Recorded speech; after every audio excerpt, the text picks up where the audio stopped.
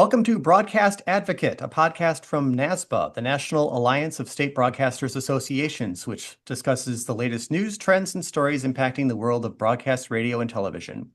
I'm your host, Kyle Geisler, Vice President of the Wisconsin Broadcasters Association, and I'm joined today by my co-host.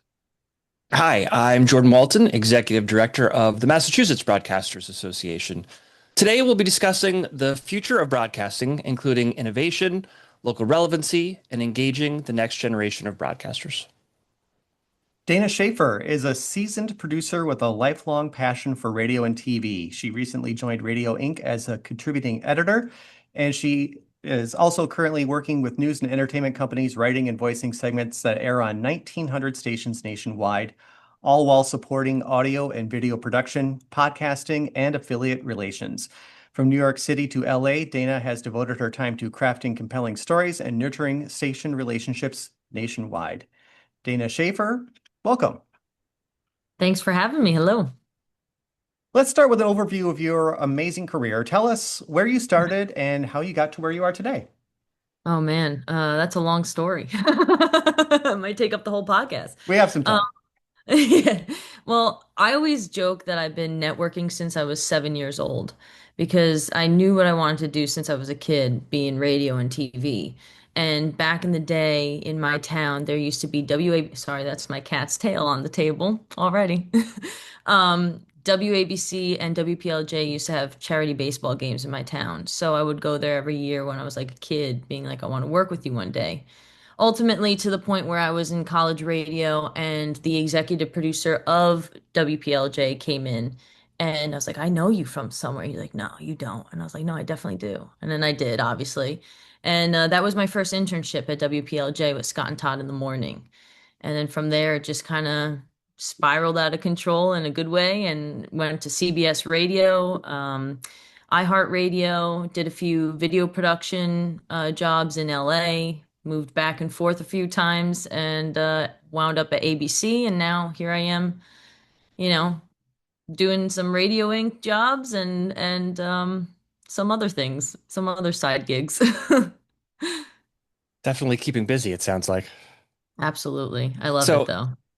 Dana, the prevailing thought is that younger generations, Gen Z, Gen Alpha, don't watch TV, don't listen to the radio. Can you talk about these next generations of content consumers as well as content producers? How should broadcasters interact with media consumers and make themselves an enticing place for young content producers to work? Yeah, I mean, th it's definitely a changing landscape, right? And obviously, the younger crowd, I mean, it's hard to say the younger crowd because I feel like I'm in like this middle ground where I still relate to people who are younger than me, but I can also relate with their parents, which is kind of a weird spot. But it's definitely not going to be like the old-fashioned way where we just tune in onto a radio station now. It's a lot digital. I think as long as we create platforms where it kind of blends from digital to like car radios to social media, things like that, that's how we can keep people interested in this kind of landscape. I mean, you have to see if like, for instance, records, right? People love records now. That came back. I mean, I'm seeing things from like the 90s and early 2000s come back now. That's what I had when I was a kid, you know? So like these things always have go in cycles and they come back around. It's like a full circle. So I think as long as we market it the right way, we can have this younger generation interested. For me personally, I volunteer a lot with college radio stations and colleges around the nation pretty much as I can. And I see that there is always interest in radio and TV and these types of platforms. So the interest is there. It's just making sure that we tailor it to them and be open to what they're interested in and how they're going to make it uh, good for the next generations. So you talked a little bit about distribution and making sure you're, out there on different platforms. How can Mhm. broadcasters break away from some of their existing models to try some of these new spaces? And we're talking both on the content side and also on the business side, and trying to find a future on those different platforms. Yeah, I feel like that's like the biggest question throughout the years of every conference that I've ever been to. And I really don't think there's one straight answer for it, honestly. Because I think every station, every platform, every broadcast company is different, right? But one thing I would say is that there has to be flexibility and there has to be openness to this new realm, right? I think, for instance, a lot of like rules for companies were written at a time when the internet was just being started. So those are outdated. You can't have outdated rules because everyone has social media now. Everyone is doing things on TikTok or doing trends or whatever it may be. You're not going to stop that. So you're going to have to figure out a way that you can lean into it to benefit your company, but also allow it to help grow the brand of the person that is working with you. I think when companies try to squash that part of it, I think that's where there's a lot of like backlash and bumping heads because I mean, I get it. You're representing someone. And something that I always, and I still take this with me, even though this is like back in high school, right? I was in marching band. I had a varsity jacket, and they said anytime you wear that varsity jacket, you're representing marching band, even if you're in a different state. And I took that to heart. Like I was very like, oh wow, I have to make sure that I'm good. And I feel like that's kind of part of it though. As long as you're working for a company, regardless if you're outside, you're, doing something in your free time, you're still representing that company. So you have to keep that in mind. But also, realize the company needs to realize that they us you and I, we're our own people, we're our own brand, but as long as we kind of can work together and blend those things, I think that's where it's going to really take off. And I think that's like one of the biggest questions and the biggest topics that I always see during conferences that I go to. So, Let's sorry, a lot of the staff at stations, radio in particular, tend to be, I'll say, old school. What advice would you have for an old school jock, for instance, who might struggle with engaging on these new platforms that they're just not used to dealing with? Yeah, it's tough. I hear about it and I see it too. I mean, I think if they just allow, I mean, look, younger generations can always learn from the older generations on what was and what is still kind of going on. But the older generation also needs to understand that they can learn from the younger generation and be open to it. Um, that's like, no offense to my dad, but trying to teach him like how to do some emails sometimes. It's like he doesn't want to learn it. And I'm like, well, look, it's just how today is. You're gonna have to learn it. So just be open to learning that. And then that way we can work as a team to redevelop, radio stations or our network of, listenership and broaden the horizon of that and make it bigger and better.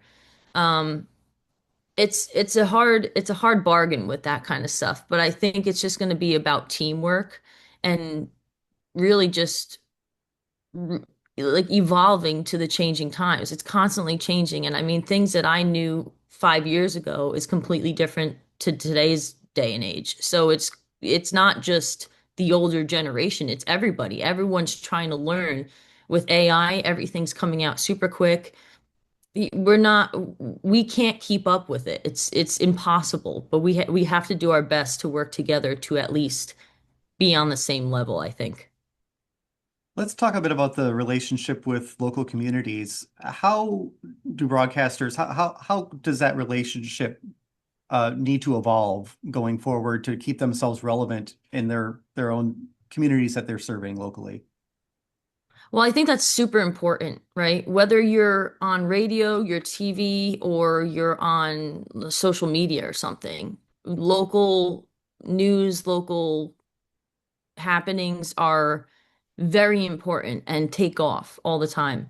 I think you know, when we start syndicating everything, I'm not going to go against that because a lot of my friends are syndicated and, I think it's a great thing too. But I think when we're taking jobs away in sense of whether it's like late night, overnights, or just local jocks and hosts or whoever it may be, that hurts the company, that hurts the stations that we're listening to. Because you don't, for instance, when I was in LA, I had a very Jersey accent. And they're like, no one's going to want to hear a Jersey accent. And I'm like, well, you're true. That's true. But I also try to make it where it was like, the transplants that maybe were living in LA from New Jersey. I was like, I brought up this big debate that it was Taylor ham or pork roll. And the phone lines lit up because of that. And even though it wasn't local, it was still something heartfelt. It was something local to me, or so local to someone who was listening that used to be from New Jersey, right? So if you have someone syndicated that's like kind of just speaking generic into generic breaks, it's not going to have that same feel as local reporting, local community events, things like that, showing up to those places, showing your face and showing that you're with the people that that are listening to you. I think that's like a big, big part of success with radio and has always been. And I think that's why maybe podcasts are doing so well, because podcasts are kind of you can listen to your specific topic in podcasting. So maybe it's not like local, but there's a local topic to you, right? If that makes sense. I'm trying. Yeah. That makes perfect sense. And for all of you out there who have not had the experience of pork roll, egg and cheese, Oh, you should go out and get it. you call it pork roll? Yeah, I'm a pork roll guy. I'm Sorry. a Taylor ham. See, that's what I'm saying. Now the debate continues. All right, we'll be back. We're going to debate this, and Next podcast. that's right. So Dana, the trades, and you're now an editor for Radio Inc. We always hear what broadcasters are doing wrong, what they can do better, how to improve. What are the sort of simple things that broadcasters are doing right now? Hmm, that's a good question. That's a good question. I mean, that's a loaded question because I think there's a lot that is going well, right? And from what I'm seeing, is that flexibility and that openness to evolving times right now. Um, I love that I see a lot of stations kind of going on different platforms, starting podcasts, as long as they're not completely repurposing the station's show, because I think that's a big mistake that I've seen a lot where it's like you're taking exactly what was the show, you're taking out the breaks and you're putting it onto a podcast. I think you have to kind of add an extension to a show and put it into a podcast, right? So things like that, I think that's what stations and different networks are doing right. They're expanding their brand. And as long as they're being smart with that, I think that's like the ticket in to staying relevant in this time.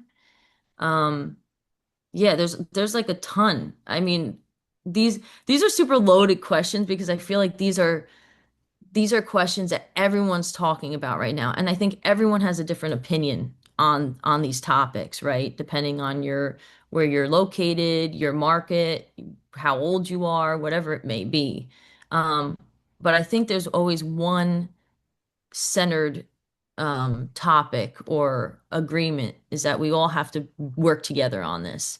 I feel like back in the day in radio, sometimes it was kind of like hostile and very competitive, where, oh, this person's from this market and this person's from that market or this station or that station. And they would not want to have conversation. They wouldn't want to work together or anything. And I don't see that as much as I used to in the past. I see at conferences everyone working together, everyone sticking together, making content together and blending. And I think that's like the key. And it's really nice to see that because I think it's better to work with people than against people. That's my thought. Yeah, no, I think that's a great point. The media landscape has clearly changed where you're not competing against that station across town anymore. You're competing with Google and Apple and Yeah. Spotify and vast podcast network. So, Mhm. sort of similar vein to my last question. What are you seeing out there that's innovative and exciting to you in radio and television? Hmm.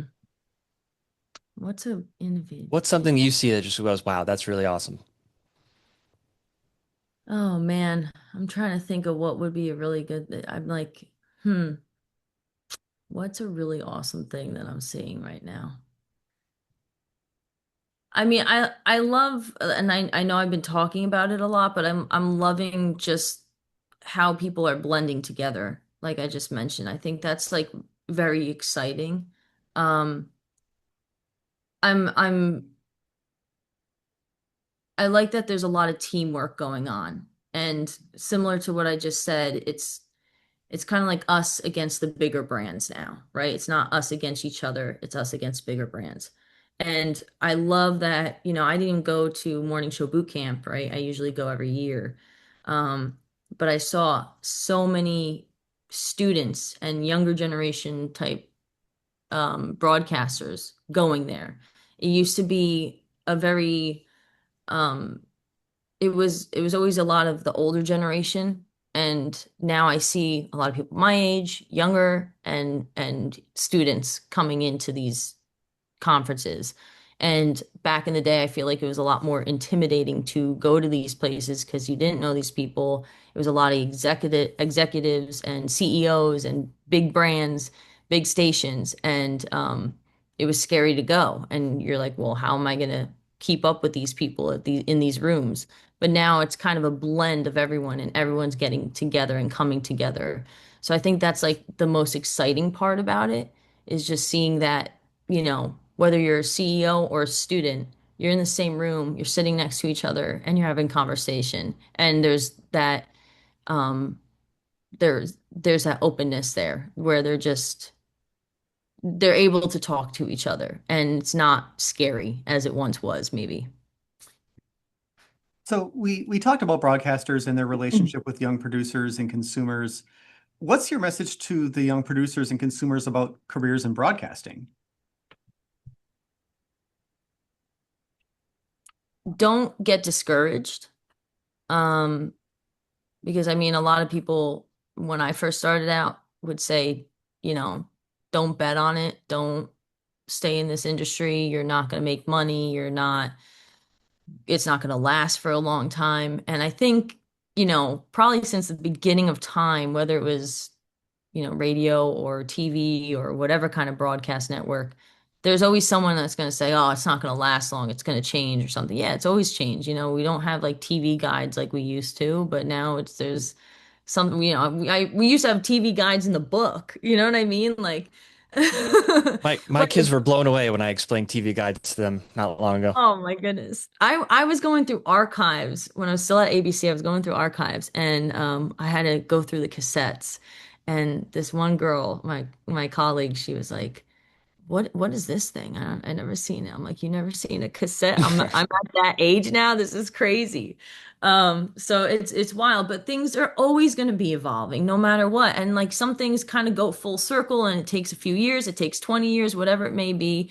Don't listen to naysayers. Don't listen to people that say it's not going to last because people like me, people like you guys, the students that are still interested in this industry, those are the ones that are going to keep it alive. And if they listen to someone that says, "Oh, it's not going to happen, whatever, just quit now," then yeah, then it's not going to last. So you just can't listen to like the doubters pretty much, and you just have to invest in whatever you believe in, right? It might not be the most popular. I'm sure the first few people that started podcasters, like, oh, what are they doing? Or people they used to be on YouTube and before TikTok. All these things, were new at the time. People tried it, but look, they're super successful now. So, I would just say keep going with it. The one thing I would say for the younger the students coming in. I hate saying the younger generation. I feel like I'm like 80 or something like that. No, no, Kids. I'm just like, I don't know. It just sounds weird. But what I would say is like for the students coming into the industry now, just realize that it's a slow roll. It's a gradual thing. And for instance, when I started out, I was making like $10 an hour. I say that there was like a paycheck one time. It took me $20 to get into the city every day, and I got a paycheck for 30. So I made 20, no, I made $10 because it was $20 to get into the city to get the paycheck. So like there's gonna be days like that, but get your foot in the door and move up that way. And as long as you're really going straight at it, you're not gonna fail. Good advice. So what is the one thing that you want radio and television broadcasters to take away from this conversation? Hmm. Um, don't squash the possibilities and the opportunities that anyone can bring to a company. I think, when we're stuck in our ways or we're used to the day to day, and I mean, I know that we have to follow protocol, but I think as long as you're open, and I know I keep saying that, but it's really about just having an open mind to what people can bring in to a company. And it's important not to talk down to someone or, think that you're above somebody or something. Sorry, my cat. Think that you're above somebody or that this will never work, right? If like, hey, let's get our station a TikTok or something like that. No, it's not gonna happen. It's not gonna be a good thing, good idea. Don't don't go against these ideas. Welcome ideas, welcome different people's interests. And I think it's also important to stay kind of local if you can, to to make sure that like I don't know, the station stays relevant in a certain way. You have to kind of brand to your market, I guess. Well, thank you to Dana Schaeffer for joining us today on this episode of Broadcast Advocate. Please be sure to subscribe to our YouTube channel or wherever you listen to your favorite podcasts. To learn more about the National Alliance of State Broadcasters Association, visit our website, nasbaonline.net. Thank you again, Dana, for joining us. And for Jordan Walton, I'm Kyle Geisler. Stay tuned for our next episode of Broadcast Advocate.